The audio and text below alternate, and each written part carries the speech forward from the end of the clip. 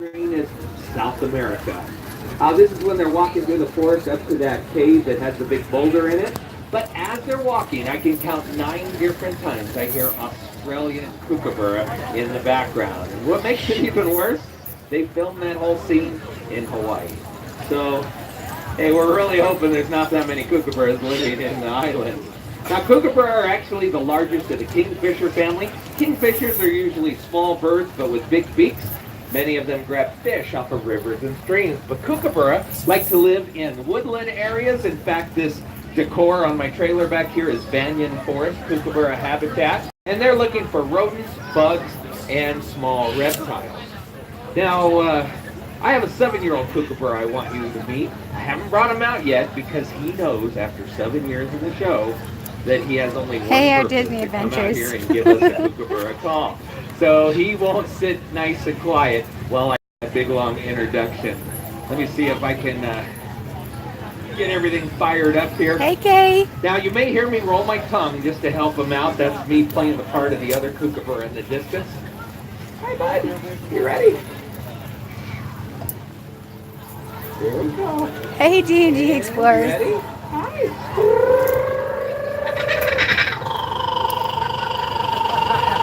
Can you guys hear me?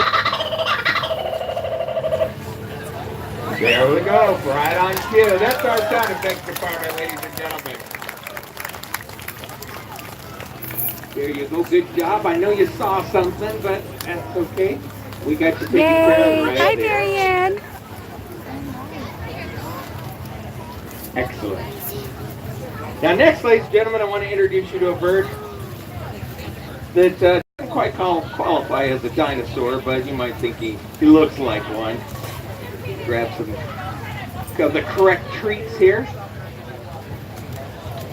All right, buddy, it's your turn. Front and center.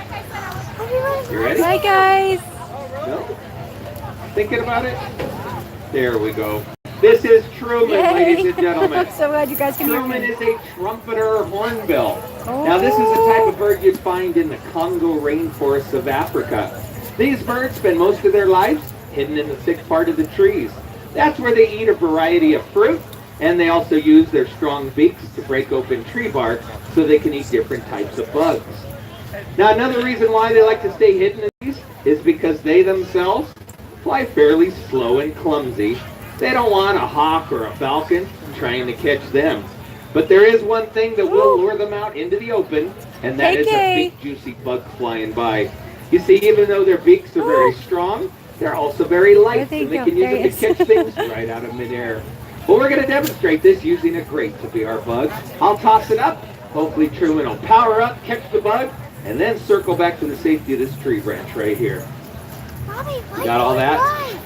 All right, I know the sun is right. It's putting shadows right across your face. I know that's going to disturb your instincts that there's something dangerous coming. Come on, let's give it a try. Okay, here we go. Ready? 1, 2, and there you go. Good job. Go right to the fork. I do have to keep an eye on him though because he thinks he's exposed to. Oh, you're going to try to get a little sun. Where is he? Right. I guess he's not. So He's on the worried roof. But unfortunately, if he's going to try to get sun, he may not come down to me so quickly. Come here, Hi, bud. Samantha. Come on. Let's stay on the work mode. This one. Okay.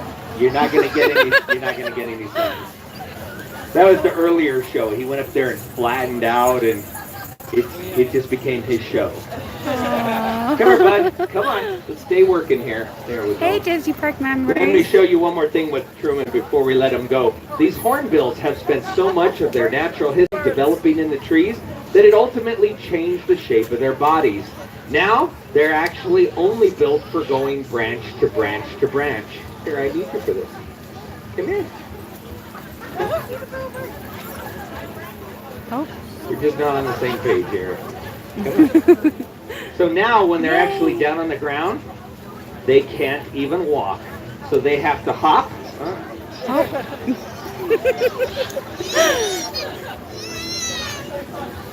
You act like you're nervous, but then you start sunning, which means you're not nervous. So I think I'm getting played here a little bit. Sorry, I don't have a gimbal, guys. Hey, Okay, come on. Come on, we're down to the last behavior here. There we go. Okay, Yay. so down on the ground. Instead of walking, you have to hop. And Hey, a big Suitor hop. Girl That's Andean. my buddy Truman, ladies and gentlemen. Yay.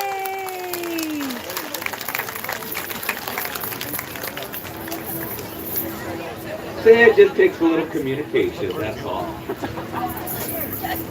The way he moves around, moves his body, and looks around with his eyes, it allows me to read his mind a little bit. And then I try to act in very consistent ways so he can read my mind. It's almost like he can have a conversation with him. All right, now I want to introduce you to a slightly larger bird, ladies and gentlemen. This is a bird that was given to me by the first friends that I made when I moved to Las Vegas a long time ago. And that is Siegfried and Roy.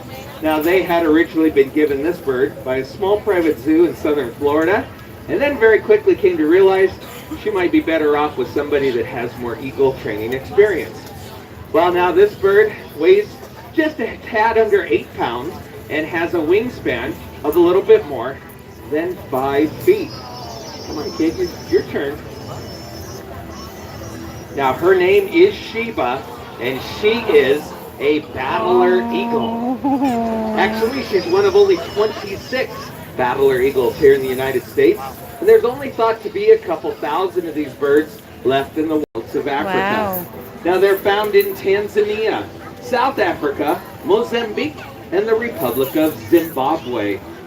In the wild, they eat a variety of things, including venomous snakes like cobras. But they can also catch bats in midair. Maybe that's because Bateleurs can hit speeds of up to 160 miles per hour in flight, and that's enough to become one of the fastest flying eagles in the entire world. So pretty. But even at their cruise speed, which is closer to about 45 miles an hour, these birds will rock their wings very fast from side to side. It's how they compensate when they're moving fast through the wind. Now that also looks like a tightrope walker in a circus. And sometimes they'll flip all the way over into a full barrel roll. These behaviors is how they got the name Bateleur. It's a French word for tumbler or acrobat. Now, Bateleurs are also very aggressive birds by nature. This helps them in the wild with hunting snakes, but in captivity makes them difficult to work with. You see, we do have a male for Sheba. His name is Sinbad, and he's also about 34 years old.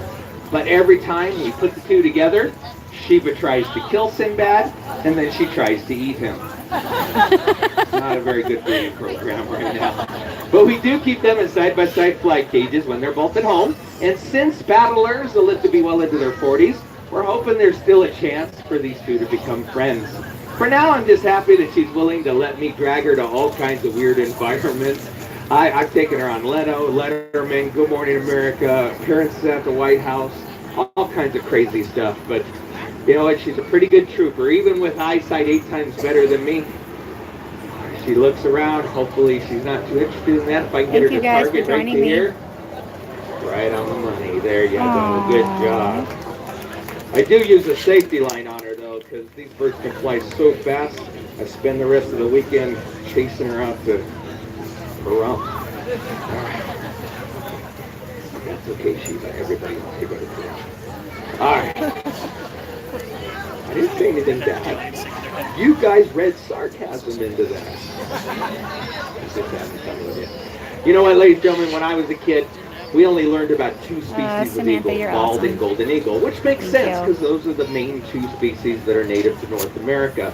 But I learned that there are 60 species of eagles in the world. More than half of them are unfortunately endangered.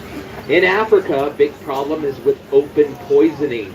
You see, as some of the towns and villages grow larger, they need to develop more agriculture to feed their residents. That makes sense.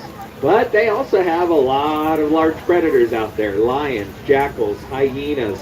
Well, if one of them discovers the farm, one of the cheapest ways to get rid of that predator is to put poison in a carcass and drag it outside of town. Now, this is actually having a big effect on populations in Africa. The lion population is down 94%, and it's not from trophy hunting, it's from open poisoning. Well, here's the thing. That carcass with poison may kill 60 to 70 vultures. The vulture population in Africa is down 96%. It also will kill a half a dozen eagles, and in Tanzania it's having a devastating effect on the numbers of Bateleur eagles. But there's a little bit of hope on our end. You see, captive breeding is one of the last arts that we have, trying to keep these birds from going extinct. There's only 7 females here in the United States. So this past summer, Sinbad actually built a nest in his cage next to Sheba. So we're going to put them together in December. That way, when February rolls around and spring comes, hopefully it will ignite those instincts inside, and these two will actually help make another Bateleur eagle. Now, I know it's just a drop in the bucket, but you know what? It's the only thing I can do with the circumstances that I've been lucky enough to find myself in. So this actually is going to be one of Sheba's last performances for the foreseeable future. I'm glad you guys had a chance to see her and even get a little flight out of her. I hope you enjoyed meeting Sheba, ladies and gentlemen, my Bateleur eagle. There you go, kid. You did great. You're welcome. Now next, I want to introduce you to an even larger bird. A bird I'm extremely lucky to have as part of this family, because very few people get the chance to ever work with this type of bird, let alone have their own breeding program for them. And now we're talking about one of the largest flying birds in the world, the Andean condors. Now please don't mix these up with smaller California condors. Say hi. I know those guys get a lot of attention in the news, but there are 2 types of condors, both endangered. It's just the larger come from South America. Well, tonight you're going to meet the youngest of my 6 condors that live with me. Now this girl was originally born at the Buffalo Zoo in New York, and I was allowed to bring her home when she was just a few days old. And at that point, she was so small, Las Vegas. She actually fit under my seat. It's the Las Vegas REN Fair. Now she wouldn't quite fit Rosa. there. And before I bring her out, How let me just warn you, she may just decide to walk off. You see, last night I gave them a little bit of extra food because it got cold at night. And she's a condor. They can handle 1 meal. This bird is so big. It's my favorite. So all day today, she's like, you know, don't really need your food, so if I decide, I'm just going to walk off and explore the fair. Okay, Dad?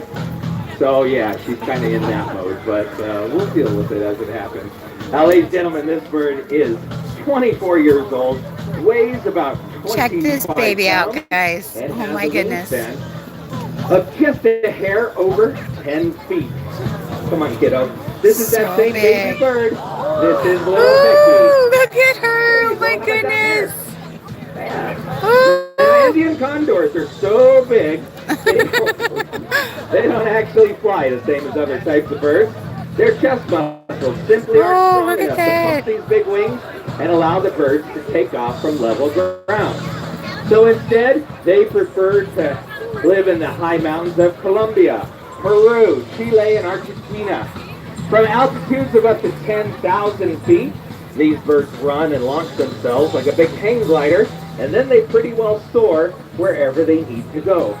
Now, since condors are the largest of the vulture family, the only place they need to go is searching for carrion, and there are animals that have already died.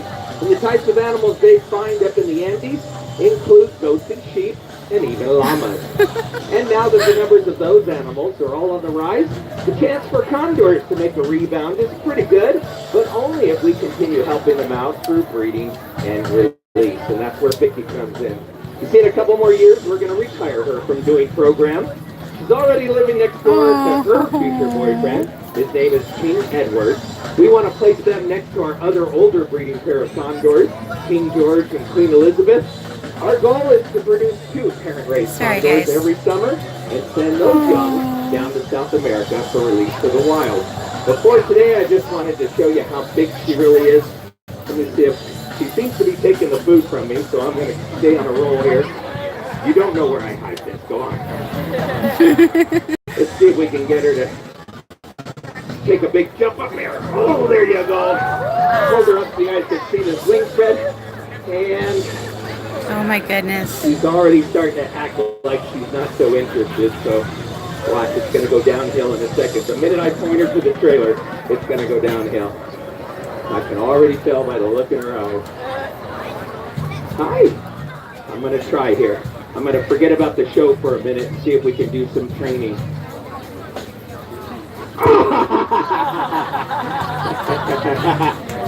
Yeah, Dad caught you on that one, huh? She wasn't ready for that, but anyways. Hey, Wendy. She didn't get all the food treats, but there was one in her crate, so she'll still get the positive reinforcement of getting cut off at the pass. Ladies and gentlemen, that's Queen Victoria. Woo! I knew it was coming doing her for assault. I knew it was.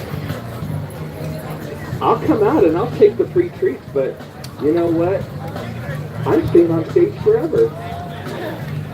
That's what happens when you get them in the show business that young. Right, Wendy? End up in a bad sitcom in 20 years. Yeah. See, only a few people got that. All right. We know about kids in sitcoms in the 70s, don't we? Ladies and gentlemen, I do have one more bird I want to bring out for you. Got a little bit of noise going on, but that's okay. I think she'll be all right. Come on out here, kid. Let's meet some people. This, ladies and gentlemen, is Rosalie. Now, Rosalie is a green-winged macaw. This is the type of bird you'd find in the upper Amazon rainforest, places like southeastern Colombia, southern Venezuela, and northwestern Brazil. Now, green wings are not an endangered species, and a lot of people do keep birds like this as pets, but I always caution people, before you make a choice like that, you got to make sure you can handle thanks some for of the thumbs up, guys. You guys are that will awesome. come home with that bird. For example, their loud voice. Macaw's voice can be heard up to a mile away, which is perfect if you live in the rainforest and need to find your friends. Not so great if you live with a human in an apartment complex.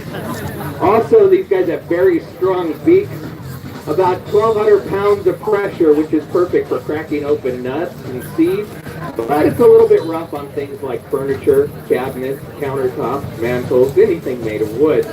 Oh, and one more thing. Macaws can live to be 40 or 50 years old.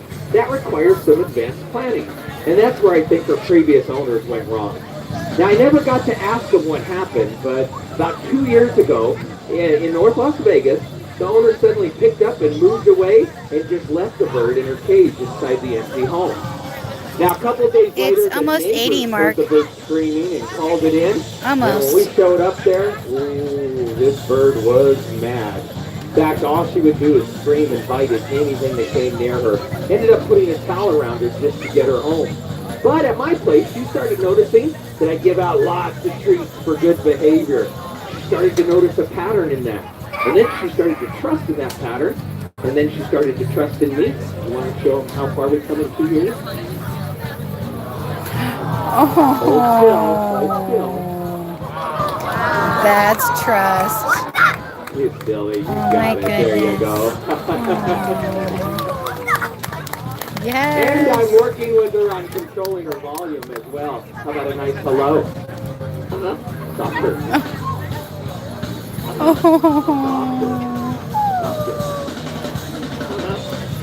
That is, Mark. It's nice. Oh. You silly bird. I And nowadays, ladies and know. gentlemen, Rosalie helps us out with our condor conservation efforts. You see, about 27 years ago, the Fish and Wildlife Service sent me my first Andean Where condor. did he go? Ever There he since is. then, I've been working hard to help condors out in any way that I can. Well, one of the ways was to start a foundation called the Condor Fund. Now, its mission is to raise a little extra money and direct Say hi. that money to condor conservation efforts. Rosalie helps us out because at every show we get a few people who might want to see the bird up close. Maybe some that want to help me to help out the big birds. This is a great way to do both. She's going to stick around on her box for a few minutes after the show. On your way out, you can come on by, hold up a bill within her All right, reach. guys. She'll This take show them, is and she'll put them over. right in I'm your probably box. going to go live in a little bit. Okay. Thank you guys for All right. coming out Thank to you meet my guys for family at coming. Faire. I hope you enjoyed Thank it. you, Mary Join us Ellen, out here at the REN Fair. Wendy, Bye-bye. Maya or Marisol, Mark, who else? Kay. I love you guys. Rosa. You guys are awesome. Thank you, Timothy. Thank you. Bye.